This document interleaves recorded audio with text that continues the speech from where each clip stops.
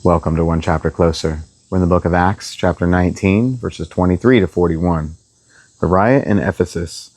About that time, serious trouble developed in Ephesus concerning the way. It began with Demetrius, a silversmith who had a large business manufacturing silver shrines for the Greek goddess Artemis. He kept many craftsmen busy. He called them together, along with others employed in similar trades, and addressed them as follows. Gentlemen, you know that our wealth comes from this business, but as you have seen and heard, this man Paul has persuaded many people that our handmade gods aren't really gods at all. And he has done this not only here in Ephesus, but throughout the entire province. Of course, I'm not just talking about the loss of public respect for our business. I'm also concerned that the temple of the great goddess Artemis will lose its influence, and that Artemis, this magnificent goddess worshipped throughout the province of Asia and all around the world, will be robbed of her great prestige. At this time, anger boiled, and they began shouting, "Great is Artemis of the Ephesians." Soon, the whole city was filled with confusion. Everyone rushed to the amphitheater, dragging along Gaius and Arstratius, who were Paul's traveling companions from Macedonia. Paul wanted to go in too, but the believers wouldn't let him.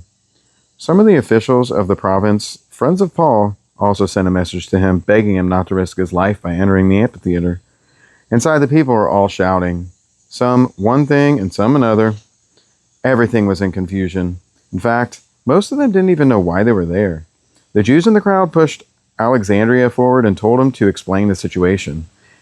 He motioned for silence and tried to speak, but when the crowds realized he was a Jew, they started shouting again, and he kept it up for about 2 hours.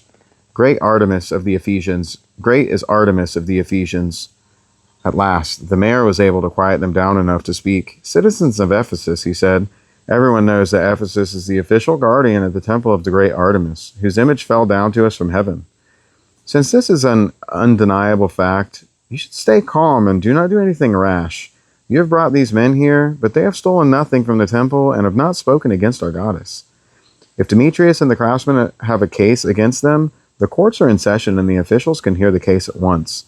Let them make formal charges, and if there are any complaints about the other matters, they can be settled in a legal assembly. I'm afraid we are in danger of being charged with rioting by the Roman government. Since there is no cause for all this commotion, and if Rome demands an explanation, we won't know what to say. Then he dismissed them, and they disappeared.